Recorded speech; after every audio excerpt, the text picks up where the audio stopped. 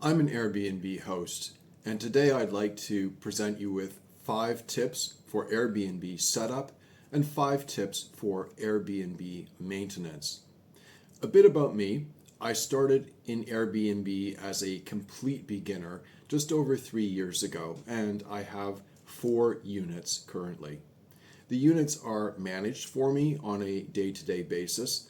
However, I quickly learned that I still need to inspect my units every few weeks, do cleaning and small repairs, and generally solve small problems before they become big problems and guest complaints. So I'm going to start off with 5 tips for Airbnb setup. The first recommendation I have is to get Wi-Fi-enabled heating and air conditioning controls. This is really important for a couple of reasons. First, you can control the heating and air conditioning of your units remotely. You can shut off the heat when no guests are staying and cut your energy usage. You can also prevent excessive guest usage. There are guests who will turn the heat or the air conditioning to the maximum setting, thinking that it's going to work faster, when in fact it won't, and it will just end up wasting energy. Having remote access, Wi-Fi control of these devices will enable you to limit guest usage. You may actually be able to, depending on what system you have, set an absolute temperature limit for heating. And if that's not possible, you can also usually set a timer program whereby the system actually sets to specific temperatures at different times of day. This will allow guests to override the set temperature for short periods, after which the system reverts to the temperatures that you've set. And you can tell your guests about this in your house manual and your house rules. The second recommendation I have for setup is to get Wi-Fi enabled appliances.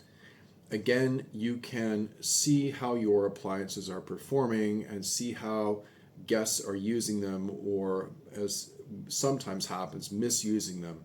I've had, for example, a case where a lady checked into my unit for 2 nights thinking she would use it as a kind of laundromat. She did 11 loads of laundry over 2 days, thinking that I would never know.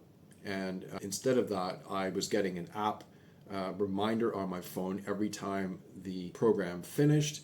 I was fully aware of what she was doing. Another issue that I've had is guests who will turn the refrigerator up to the coldest possible setting. This is not a good thing. It causes ice buildup at the back of the fridge and ultimately a malfunction. So again, it's useful to know what your appliances are doing, and if guests are changing settings, you can decide then what you want to do. If you see this happening, if you want to tolerate it for a period of time, if you want to send a message to the guest, it's up to you, but at least you're aware of it before it becomes a bigger problem. And there are other useful features too, like knowing, for example, when you need to run the cleaning program in your washing machine, because it counts the cycles, and you'll get a prompt on your phone when you need to do this. So really useful information about your appliances. My third recommendation is to get upholstered furniture with removable, washable upholstered covers. This is really important. You may be tempted to go out and get stylish furniture with non-removable upholstery, but I can tell you guests will spill on it and generally soil it, and it will become dirty in a relatively short period of time, particularly if it's a light color that shows the dirt. Using foams and steamers to try to get stains out is a losing battle in my experience. It is much easier to be able to take the covers off and put them in the washer and get them clean and looking like new. This is a great feature with a lot of IKEA furniture. I generally wash my covers twice a year to keep them fresh, but if there are small stains, I can spot clean them in the meantime, or just wash one part of the overall cover set. So really useful feature to have in an Airbnb. And of course, you can also buy a completely new cover if you really need to. If something really bad happens, instead of having to replace the sofa or chair, whatever it is, you can just buy a new cover from IKEA or an aftermarket provider. My fourth recommendation, and I can't stress how important this is to get mattress protectors and pillow protectors. Do not just put sheets over mattresses and pillowcases over pillows.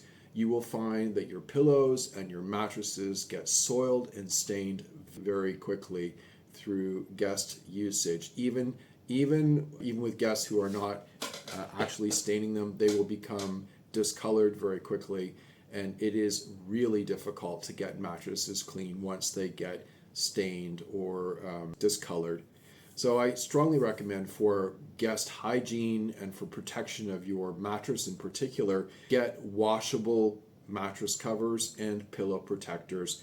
Put them on, and you can wash them or throw them away if they're badly stained, but at least it will save your bed and your pillows from staining and from getting dirty. My last recommendation is to get a shop vac for your unit. Why a shop vac? Well, it has far stronger suction than a regular household vacuum cleaner, but more importantly, it requires less maintenance. In my experience, cleaners do not maintain vacuum cleaners. They use them, but they rarely empty them. They don't check the filters. They don't unblock tubes when they get clogged. And your Airbnb, the vacuum in your Airbnb unit is going to get much harder usage than a typical household vacuum cleaner would. The shop vac has a huge capacity. Depending on the model, it could go a year without being emptied. Still be functioning fine, not have blocked filters and pipes, and much stronger suction. You can get whatever attachments you want and use it with the shop vac. It is a tremendous advantage to have a shop vac in your unit, much more durable than a typical household vacuum cleaner.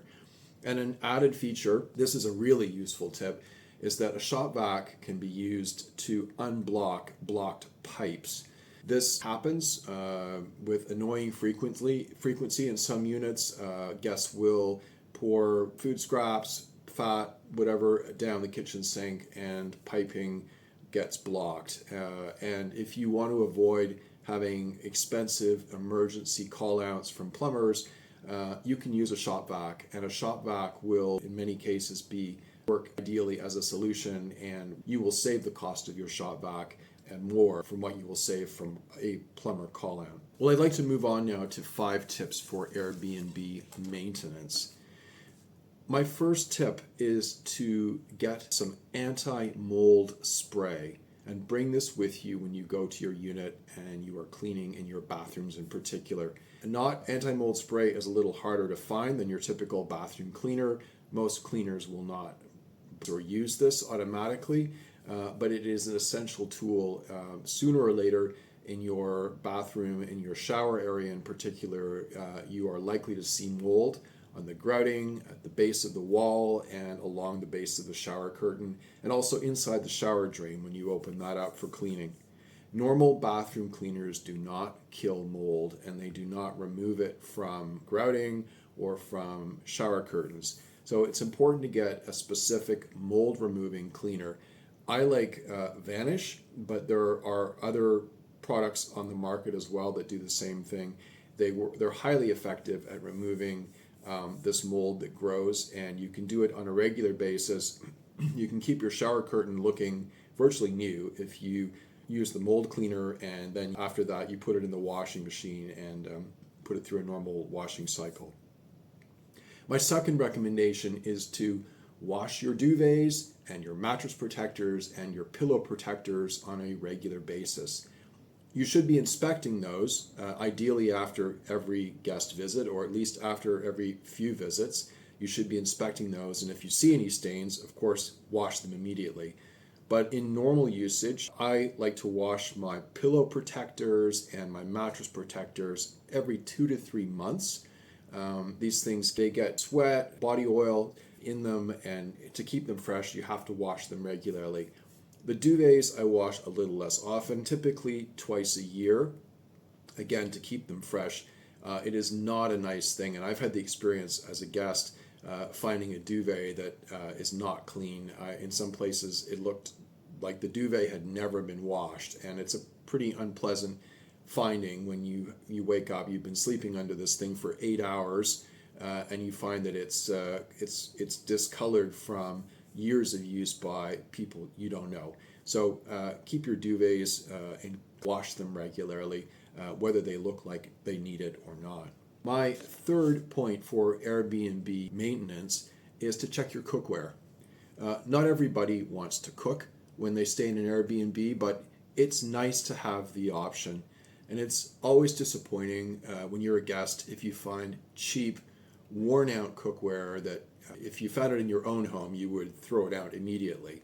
And if this is what the host is providing you with, it's really not a nice thing. So providing decent cookware is part of making your place feel comfortable and welcoming.